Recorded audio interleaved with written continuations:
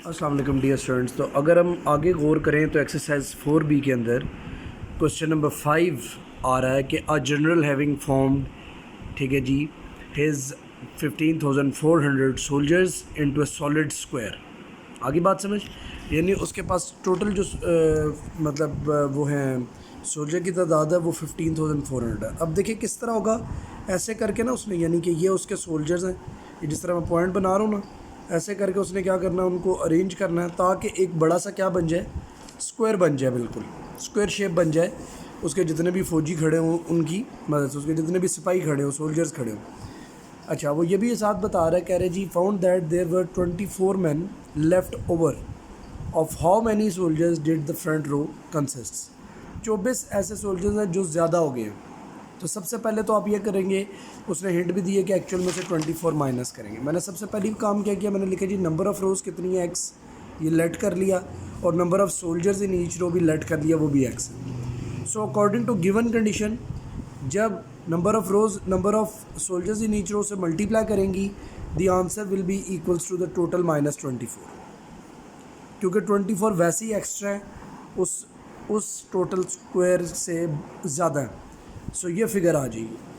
अब मैंने इसका स्क्वायर रूट ले लिया ताकि मैं क्या निकाल सकूँ, निकालना क्या है, निकालना है जी how many soldiers did the front row consist. Front row से मुराद है कि डेफिनेटली लास्ट तक वो तमाम as it is equal ratio चल रही है, क्योंकि स्क्वायर फॉर्म हो रहा है ना। अच्छा, जब मैंने स्क्वायर रूट ले लिया बाय दी हेल्प ऑफ वही मेथड हमने जो पहले पढ़ा, ये वही है एग्जैक्टली, ठीक है जी। जो लास्ट जो है आपको मैंने क्वेश्चन में ये समझाया, ठीक है। तो सेम उसी तरीके से हमने क्या करना है, दोबारा से हमने क्या बनाने हैं जी, पेयर्स बना लेने हैं। ये पेयर्स बन गए, सिंगल पेयर है, ये सेकंड है, ये थर्ड है। अब उसके बाद 1 1 1, ओके, फिर 1 क्या हो जाता है, डबल हो जाता है, तो 2 बन जाएगा। अब मैंने 53 नीचे उतर आया, तो क्लोजेस्ट वैल्यू 53 देखनी थी, तो 22 को 2 से मल्टीप्लाई किया तो बन गया 44, ओके। अब इसमें से इसने माइनस किया तो 9 आ गया, अगला 76 पूरा का पूरा नीचे उतर आया। अब मैंने क्या करना है, 12 को डबल करना है तो 24। अब मैंने क्या किया, किसी ऐसे नंबर से मल्टीप्लाई करना है विच वुड बी सेम, ठीक है जी। तो मैंने 4 से मल्टीप्लाई किया तो ये 976 एग्जैक्टली आ गया। So the answer x is equals to क्या हो गया, 124। एक्स क्या है जी, number of soldiers in a row भी हैं और नंबर ऑफ़ रोज़ भी हैं, दोनों का आंसर सेम है। तो हमने जो निकालना था वो आ गया जी, number of soldiers in a row will be 124, वो भी फ्रंट रो या बैक रो, बात एक ही है। तमाम रोज़ के अंदर नंबर ऑफ़ सोल्जर्स 124 है। Now the second question is a gardener plants an orchard, ठीक है, जिसने एक बाग उगाने की कोशिश की है जिसके अंदर 577,600 ट्रीज़ उसने लगाई हैं, और कह रहा है जी वो इस तरीके से उसने अरेंज किया कि नंबर ऑफ़ रोज़ जो हैं वो number of trees in each row के बराबर है। वही बात है, सेम उसी तरीके से क्वेश्चन है, ये चीज़ आ जाएगी, इसका स्क्वायर रूट ले लेंगे, और स्क्वायर रूट फाइंड आउट करने के बाद इस प्रोसेस के साथ देखें ज़रा, पेयर्स बने तो 7 7 क्या होता है जी, 49 हो गया। सबसे पहले 7 7 जब 49 हो जाता है तो उसके बाद हम क्या करेंगे, 7 7 49 के बाद कि रिमेनिंग 8 आ गया, 76 नीचे उतर आया, 7 डबल हो गया, 14 हो गया, 146 को जो मैंने 6 से मल्टीप्लाई किया तो एग्जैक्टली 876 आ गया, और 2 ज़ीरोज़। अच्छा, ये भी सीख लें कि एंड पे अगर ज़ीरोज़ रह जाते हैं 2, तो ये 2 ज़ीरोज़ 1 ज़ीरो के अंदर कन्वर्ट हो जाते हैं स्क्वायर रूट। आगे डबल करने की ज़रूरत नहीं, क्योंकि वैल्यू सिर्फ ज़ीरो रह गई है। आपने क्या करना है, जितने ज़ीरोज़ एंड पे रह जाएंगे उनसे हाफ ज़ीरोज़ स्क्वायर रूट का हिस्सा बन जाएंगे। सो आंसर क्या हुआ, साबित हुआ, नंबर ऑफ़ रोज़ जो हैं वो कितने बनेंगे, वो 760, और हर रो में ट्रीज़ भी कितने लगेंगे, वो भी 760 लगेंगे। आगे चलेंगे, question number 7, the students in a school can be arranged in 12 15 and 18 equal rows and also into a solid square. इस बात का मतलब है कि ये अरेंजमेंट है, 12 रोज़ भी बन सकती हैं स्टूडेंट्स की, 15 भी बन सकती है, 18 भी बन सकती है, लेकिन तीनों केसेस में बनेगा स्क्वायर ही। 12 की दफ़ा में स्क्वायर थोड़ा छोटा बनेगा, 15 में थोड़ा सा बड़ा बनेगा, और 18 में उससे बड़ा बनेगा स्टूडेंट्स का, नंबर ऑफ़ स्टूडेंट्स है। 12 रोज़ भी बन सकती है, 15 भी बन सकती हैं, और 18 भी बन सकती है। तो कहते हैं जी बताया लोएस्ट नंबर ऑफ़ स्टूडेंट्स कितने होंगे उस स्कूल के अंदर। एलसीएम लेना पहले 12 रोज़ का, 15 रोज़ का और 18 रोज़ का। आप जब इन रोज़ का एलसीएम लेंगे तो फाइनल आंसर आपके पास आ जाएगा 180। अब 180, अब देखिए इसने सॉलिड स्क्वायर में 180 तो एलसीएम आया ना, सॉलिड स्क्वायर में हम स्टूडेंट्स ने अरेंज भी होना है, तो उसके लिए हम क्या करेंगे, मल्टीपल्स ऑफ 180 में देखेंगे कौन सा परफेक्ट स्क्वायर है। देखिए 180, 360, 540, 720, 900 एंड 1080, इन सब में से कोई भी परफेक्ट स्क्वायर नहीं है अदर देन 900। सो साबित हुआ now 900 is a perfect square, क्योंकि सॉलिड स्क्वायर बनता है। ये क्वेश्चन में क्या लिखा है कि सॉलिड स्क्वायर बन जाता है नंबर ऑफ स्टूडेंट का। साबित हुआ कि मैंने लिखा है 900 is a perfect square of 30, that's why there will be 900 students in the school which can be arrange in the form of 12 rows. 12 rows में अगर आप इन्हें खड़ा करेंगे तो 75 स्टूडेंट्स आपको हर एक रो में खड़े करने पड़ेंगे। 15 होंगे तो 60 स्टूडेंट्स खड़े करने पड़ेंगे। और अगर 18 रोज़ बनानी है तो 50 स्टूडेंट्स हर एक रो में खड़े करने होंगे। हम वो गैप बना लेंगे ना, तो आप कहेंगे वो स्क्वायर कैसे बनेगा, तो हमने इस तरीके से उन बच्चों को क्लोज करके खड़ा किया कि वो स्क्वायर की शक्ल ही बने। क्लियर आगे बात? It is different from the last two question. Now I am going for question number 8। लिखा हुआ जी 529 स्टूडेंट्स हैं stand in an assembly hall so that there are as many students in a. वही बात है, same question है, उसी तरीके से हुआ है, स्क्वायर रूट निकालना और ये आंसर आ जाना है। तो साबित हो जाएगा students in each row will be 23। आगे क्योंकि देखो सेम क्वेश्चन है ना, इसलिए बस फिर मैंने आपको आगे चलने के लिए कह दिया। अब ये दो ज़रा डिफरेंट क्वेश्चन है, एरिया से रिलेटेड है। कहते जी मिसेज़ अली हैं, उनके पास एक कारपेट है, उनके पास एक क्या जी कारपेट है मिसेज़ अली के पास, और वो एक स्क्वायर शेप की ड्राइंग, मतलब उसने जो फॉर स्क्वायर ड्राइंग रूम उन्होंने एक कारपेट लिया। ठीक है जी। If the carpet measures 324 square metre, what is the length of each side of the drawing room. बड़ी सिंपल सी बात है, ये मैंने ड्राइंग रूम स्क्वायर शेप में बनाया और 324 इसका पूरा का पूरा एरिया है। एक लेंथ को निकालना है तो देखिए जी स्क्वायर का एरिया का फार्मूला होता है, एरिया ऑफ स्क्वायर क्या होता है पता है आप सबको? पता है तो अच्छा, नहीं पता तो याद रखिएगा, लेंथ का स्क्वायर हो जाता है, यानी कि length multiply by length multiply by width formula होता है ना, क्योंकि स्क्वायर में दोनों लेंथ्स बराबर होती हैं, एल स्क्वायर हो जाता है। यहाँ पर एल की जगह पे क्या आ रहा है एक्स, तो क्या हो जाएगा एक्स स्क्वायर हो जाएगा एरिया, और एरिया उसने बताया 324 मीटर स्क्वायर है, इसीलिए मैंने length of each side x metres ले ली थी। ठीक है, अब यूनिट्स को अवॉइड कर देंगे बेटा, और जस्ट हम पहले न्यूमेरिकल वैल्यू निकाल लेंगे।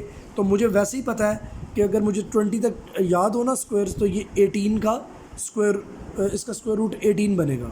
18 का स्क्वायर 324 होता है। नेक्स्ट तो ये 12 उससे 18 साथ क्या आ जाएगा मीटर्स आ जाएगा। एक्स क्या था जी, एक्स था length of each side, this will be 18 metres. बिल्कुल सेम इसी टाइप का क्वेश्चन नंबर 10 है, कोई फ़र्क उसमें भी नहीं है। इस तरह जी मरियम भी कि वो भी एक जो है ना वो टेबल क्लॉथ जो है ना बाय करना चाहती है, और if the area of the table cloth है 6400 स्क्वायर सेंटीमीटर्स, तो उसी तरीके से हम उसकी ईच साइड की लेंथ निकालनी है। कोई फ़र्क नहीं है, स्क्वायर रूट ही लिया है। अब ये 80 का इस तरह बन जाता है स्क्वायर रूट, ज़रा देखिएगा, देखिए मैंने कहा था ना एंडिंग 2 0 तो 1 0 में कन्वर्ट हो जाते हैं, हो गया। अब 64 बताएं किसका स्क्वायर है, 8 का। डायरेक्ट आंसर लिखने का ये तरीका है 80 सेंटीमीटर। अच्छा जी, so length of each side of table is 80 centimetre. Now this is another question. अब ये क्वेश्चन बड़ा सिंपल है, कहता है जी what is the smallest number that will divide into का वर्ड उसने गलत लिख दिया, that will divide 216 to get a perfect square. तो मैंने 216 के क्या ले लिए जी, सबसे पहले मैंने यहाँ पर ले लिए 216 के फैक्टर्स। उससे मुझे ये बात पता लगी फैक्टर्स लेने से कि भाई इनमें स्क्वायर क्या क्या बनता है, एक एक पेयर बन जाता है, जबकि एक 2 और एक 3 एक्स्ट्रा बच जाता है। तो इसी से अगर आप डिवाइड करेंगे तो remaining will be a perfect square. तो मैंने लिखा we divided by 2 multiply by 3 जो कि 6 बन जाता है, then the remaining number will be a perfect square. Answer is 6। उसने कहा था what will be divided, 6 will be divided, then the remaining will be a perfect square. आखिरी part, a gardener plants trees, ये उल्टा हिसाब है, इसमें square root नहीं निकालना, स्क्वायर निकालना। देखिएगा, a gardener plants trees in a square formation, if he plants 25 trees in a row, how many trees are there total, मतलब वो सारी ट्रीज कितनी होंगी।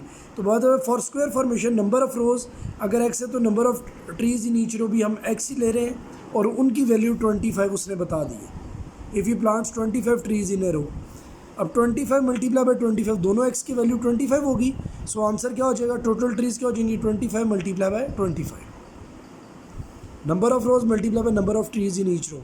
तो 25 को 25 से मल्टीप्लाई करो रफ में, तो आंसर आ जाएगा 625 ट्रीज। मुझे इसलिए याद है क्योंकि मुझे स्क्वायर ज़ुबानी याद है, इसलिए 25 का स्क्वायर 625 है।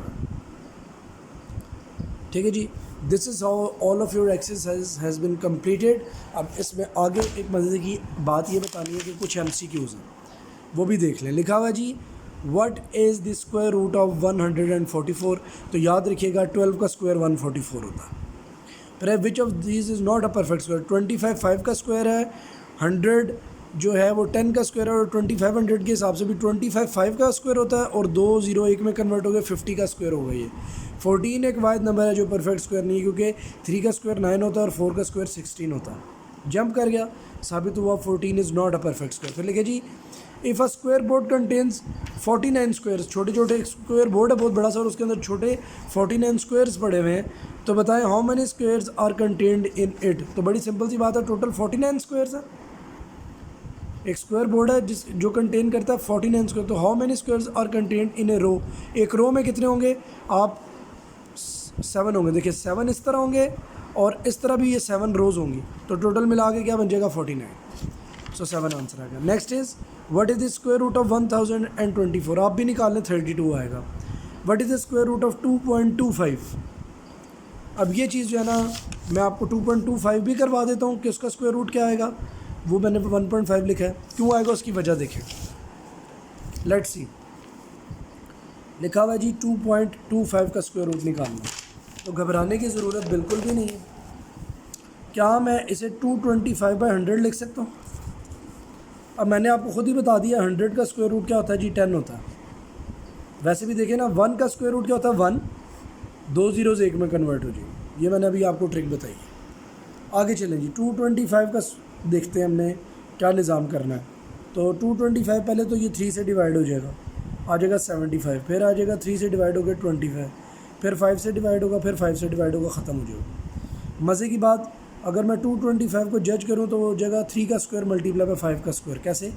और स्क्वायर रूट लेने से क्या हो जाएगा जी 225 है, जल्दी से देखें तो 3 × 5 15 आ जाएगा। ऐसे ही क्या आ जाएगा 15। Next 15 divided by 10 square root लेने के बाद क्या आंसर आएगा 1.5। इसीलिए मैंने उसकी ऑप्शन कौन सी सिलेक्ट की थी, दैट इज़ 1.5। देखिए इसी तरीके से आप इस सब को भी सॉल्व करेंगे तो आंसर फाइनली इसका स्क्वायर रूट लेने के बाद 6.8 ही आएगा। बेशक आप चेक करें, अगर आपको कोई डाउट हो तो आप मुझे बताएं। वैसे मैं अगर कहते हैं तो कर ही देता हूँ। लिखा हुआ जी 1.7 मल्टीप्लाई बाय 34 मल्टीप्लाई बाय 0.8, दोनों पॉइंट्स काटे नीचे 10 आ जाएगा। अब देखें ऊपर हो जाएगा जी 17 × 34 × 8 डिवाइडेड बाय क्या हो जाएगा जी 10 × 10 यानी 100। अब ज़रा देखें 17 × 35 के जब आप वो 34 के लेंगे ना फैक्टर्स तो 2 × 17 आएगा, और 8 के फैक्टर्स लेंगे तो होगा 2 × 2 × 2। अब आप मज़े की बात देखिए, स्क्वायर रूट लें तो 100 का तो स्क्वायर रूट हो गया 10। इधर देख लेंगे कितने पेयर बनते हैं, 2 का एक पेयर बनता है और 2 का एक पेयर बनता है। डायरेक्ट क्योंकि रफ़ में कर रहा हूँ ना, जल्दी में कर रहा हूँ, तो स्क्वायर रूट जब लेंगे तो ये 4 2 जो है वो 2 में कन्वर्ट हो जाएंगे, क्योंकि स्क्वायर होगा ना, कट जाएंगे। और 17 भी 2 दफ़ा आ रहा है, ये 1 दफ़ा आएगा स्क्वायर रूट लेने के बाद। होप आपको मेरी बात समझ आ रही होगी। 2 × 2 4, 4 × 17 हो जाएगा 68, 68 बाय 10 क्या हो जाएगा 6.8। तो ऑप्शन 6.8 अब हम क्या करेंगे, सिलेक्ट करें।